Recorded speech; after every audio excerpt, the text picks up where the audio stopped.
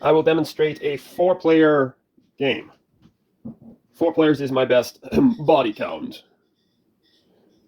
As displayed on this red board, this will determine how many bonus cards will be used in a game.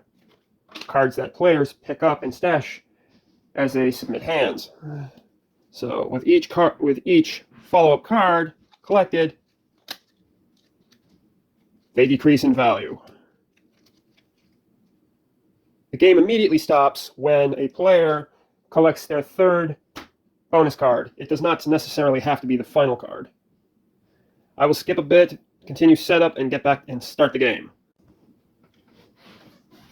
Due to my designer's current lack of creativity, he is taken directly from my playbook. Here are your objectives. Start with 13 card hands and build them to 14 card hands of various sets and patterns, with whatever patterns there be affecting hand values. Mr. Brainfart already did a 4-player setup off camera to save time. East, the player on their right, on your view's right, always starts the game. Play always goes clockwise in cardinal direction of east, south, west, and north. A player on their turn, whenever they have 2 face-down cards on their discard pool, they always reveal them. A player typically has 3 action choices. Draw the top card, take from another player's discard pool. East cannot yet do that.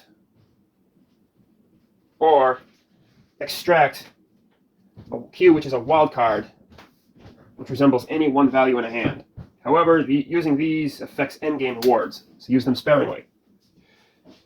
East will do the default action of drawing a card. Since East can either build a quad, which requires playing again and grabbing another card to fulfill the rest of the hand, or finish their hand or complete their hand and submit it, East must now discard. East discards a south. Every time a player discards, they score a point. When a player discards, their opponents may call the card out of order to fulfill either a set or complete their hand. At this time, none of East's opponents can do that, so play returns to South.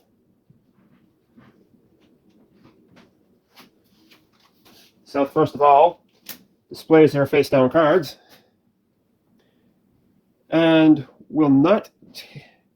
Here's an example of a take. It's early in the game. Anytime a player wants to take from another's discard pool, even the one that was just recently laid, if no one else called it, can announce a take. In this case, South is going to take East's 3 red here, put it in their hand,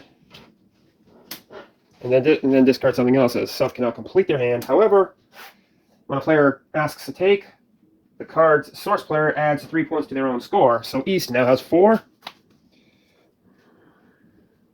South is getting closer to completing a hand.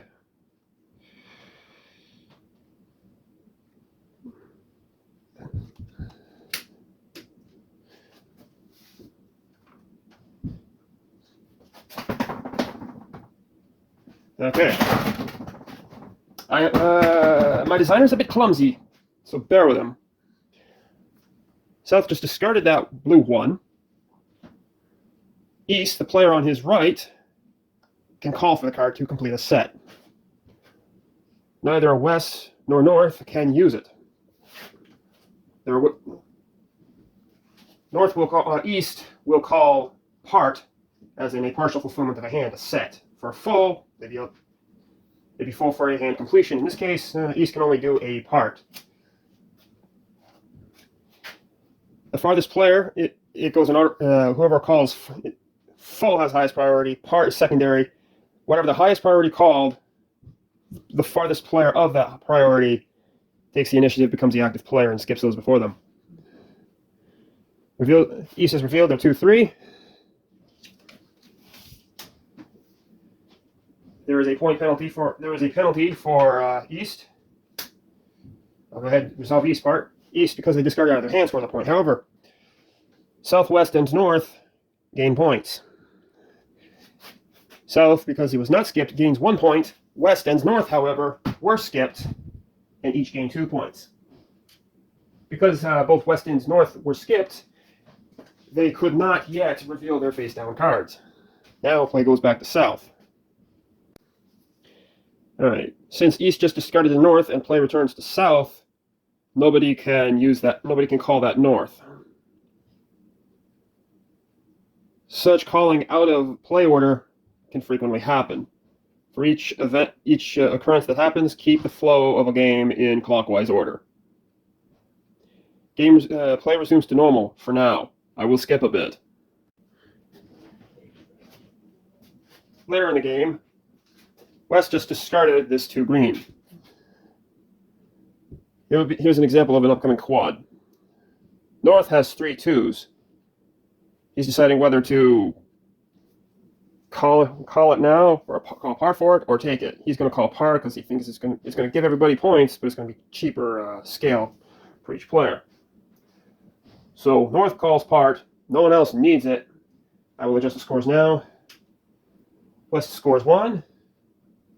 And because neither neither East nor South are skipped, they only score 1. Skipped players get double credit. North calls quad. Upon playing quad, player must play again. The rules state 3 conditions for a quad. This is one of them.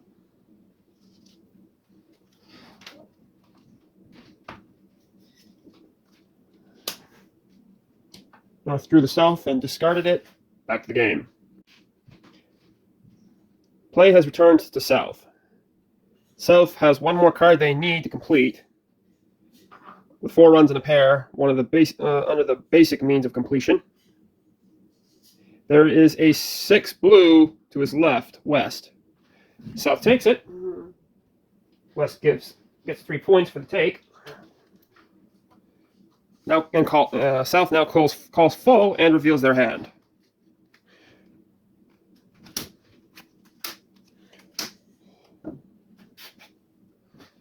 And that's it right there.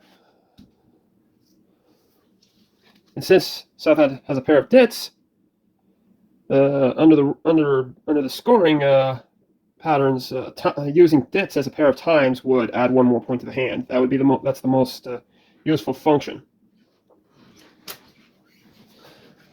So South will tally up the total value of his hand, which in this case, looking quickly, because even the designer can't remember the values of all the patterns,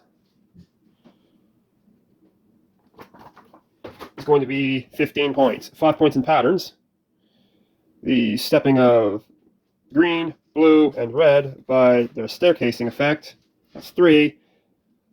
Point number 4 is the 4 sequences. Point number 5 is the pair of times. Since South did not use a Q, the hand yields 10 more points for a total of 15. South will add 15 points to his score right now. 17 goes to 32. Stashes the top bonus card face down at his play area. Takes all the cards that he played from his hand and his discards. Shuffles them all up.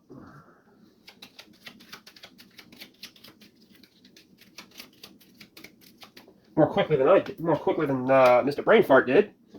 Puts them face up below the cover card. Cards will accumulate from players' areas to the cover card, to the submissions pile underneath the cover card.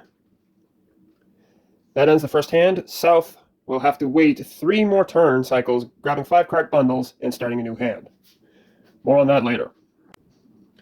Playhead returns to South, who grabbed his first bundle of 5 cards. Whether in common flow or skipped, players who need to grab their 5 card bundles will do so in their clockwise order. I will fast forward this game quite a bit. It is now East's turn. North finished grabbing their 3rd bundle, but there are no cards left in the draw pile. This is one aspect that makes me quicker than my ancestor. We have a new draw pile. Simple as this. East decides to draw, so East's opponents shuffle cards.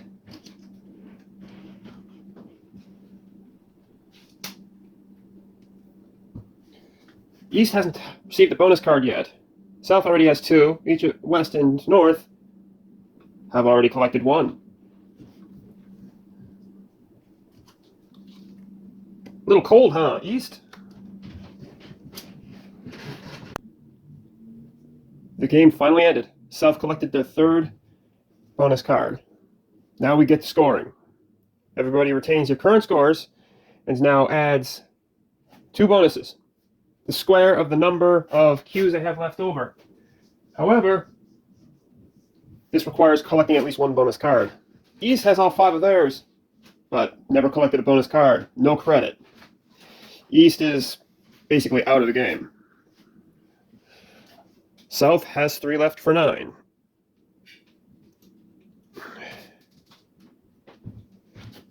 West has 4 left for 16. North has all 5 of hers. So that's 25 points. Now we get to the sums of everybody's bonus cards.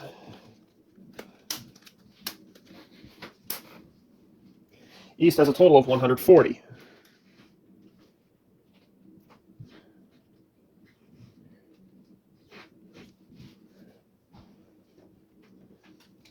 West has 1 for 50. North has 2 for a total of 95 points.